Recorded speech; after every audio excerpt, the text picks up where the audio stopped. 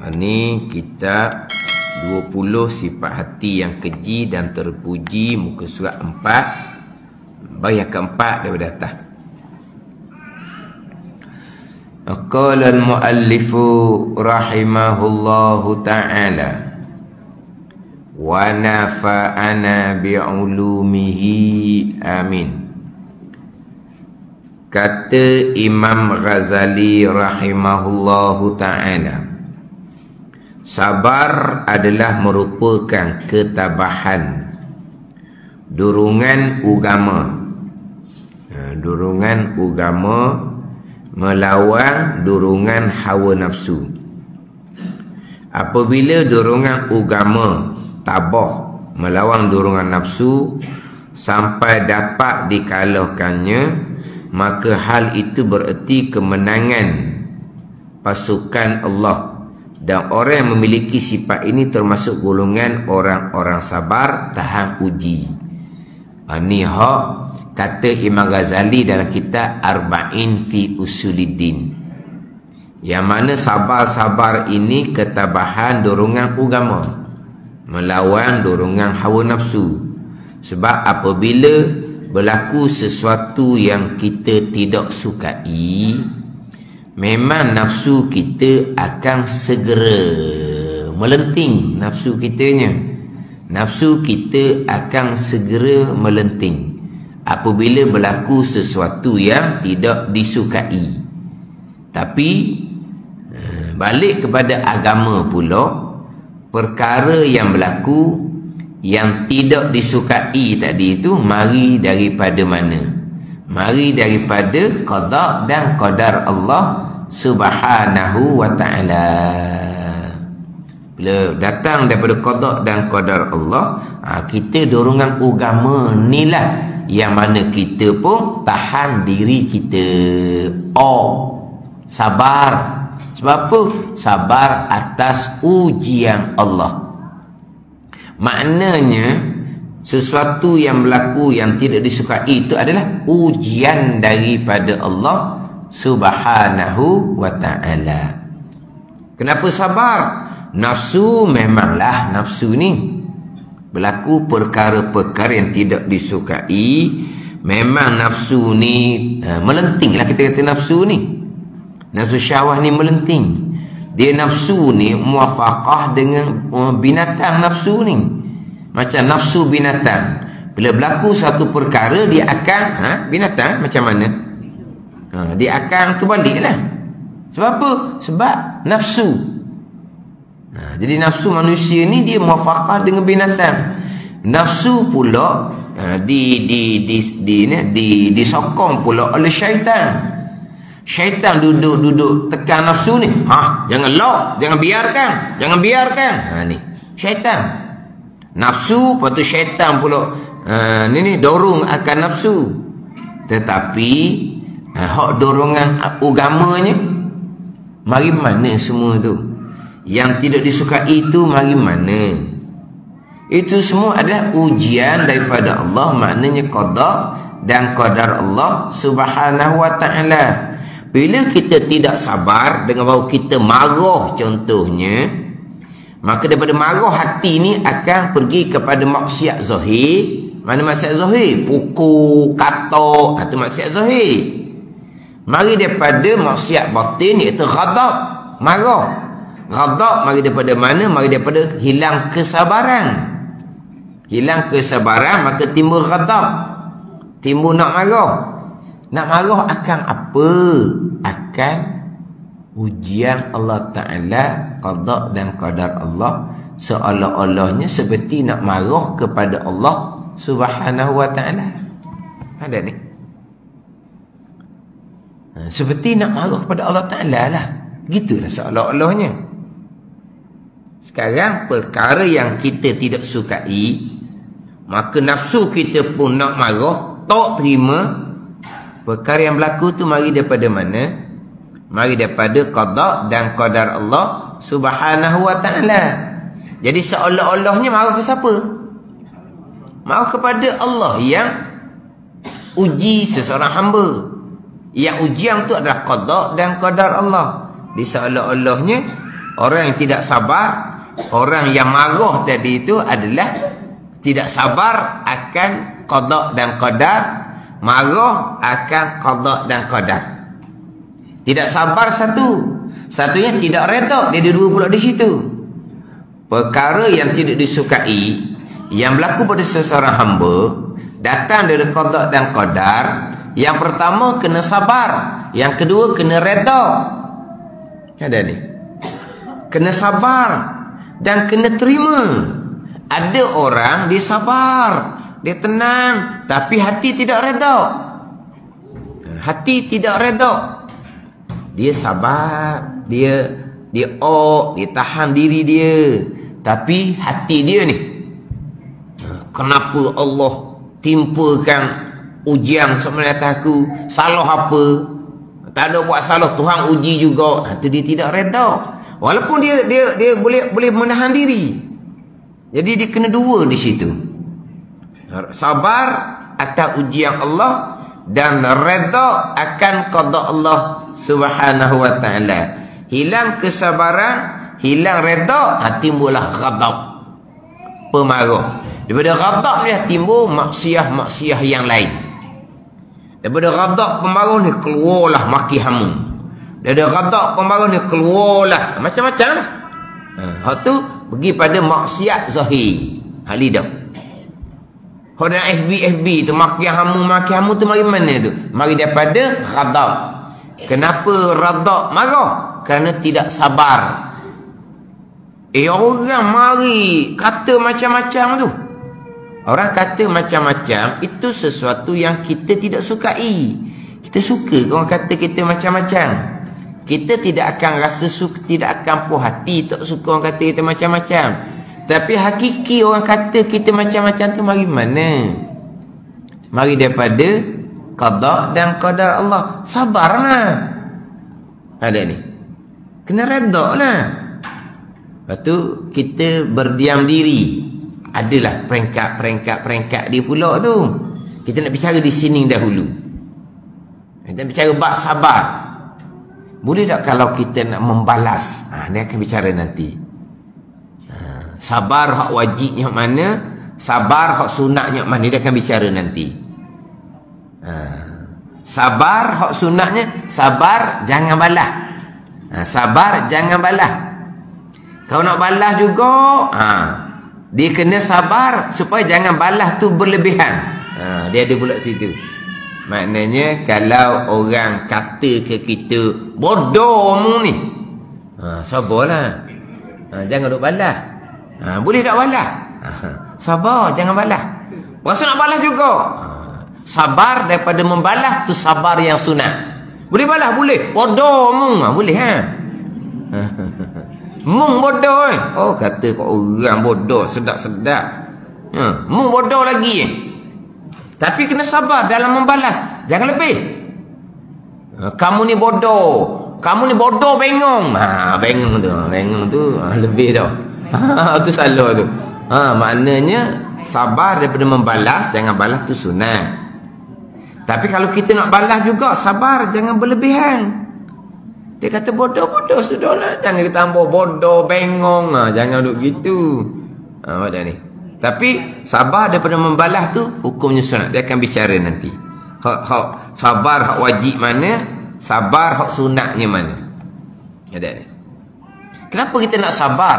Dia kata kita bodoh tu. Hakikinya mari mana? Itu ujian daripada Allah. Qada dan qadar Allah. Ada ni. Jadi kalau kita tak sabar tu seolah-olahnya kita tak sabar. Kalau kita tak redha pula seolah-olahnya kita tak redha, maka kita pun marah akan qada dan qadar Allah Subhanahu wa taala. Ini kita bicara dari sudut ilmu. Panggil apa ni? Kita bicara teori dia panggil. Pada teori praktikal. Ni. Iman masing-masing. Iman bukan duduk sini. Bukan duduk lidah, duduk di iman. Sabar ke, tak sabar ke, redha ke, tak redha ke ni. Kalau iman tu kuat, maka kuatlah sabar. Kuatlah redha. Ni. Pada ni. Ini semua bergantung kepada iman masing-masing. Ada hadis Nabi bersabda, al-imanu nisfan, nisfun fi syukri wa nisfun fi sabri. Iman ada dua bahagian. Satu bahagian pada syukur, satu bahagian pada sabar. Al-imanu nisfan. Iman ni ada dua apa? Dua bahagian, dua bahagi. Satu bahagian daripada dua pada sabar, satu bahagian laginya pada syukur. Sebab apa? Sebab sabar ini atas ujian Allah Subhanahu wa taala. Syukur atas kurniaan Allah Subhanahu wa taala. Sebab perkara pahit yang kita sabar datang daripada kita beriman itu qada dan qadar Allah.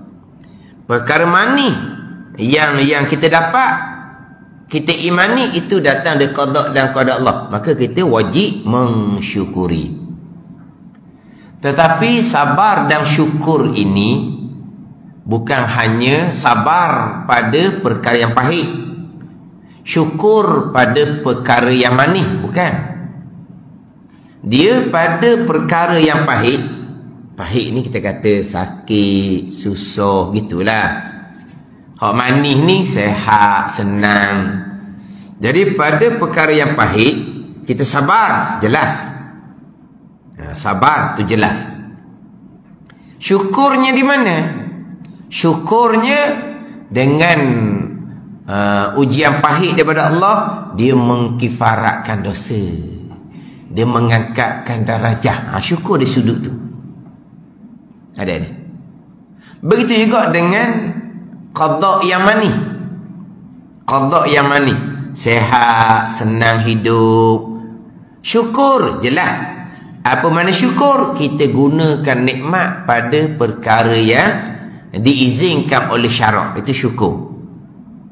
Kita gunakan nikmat pada perkara yang diizinkan oleh Tuhan punya, iaitu Allah Ta'ala, itu syukur.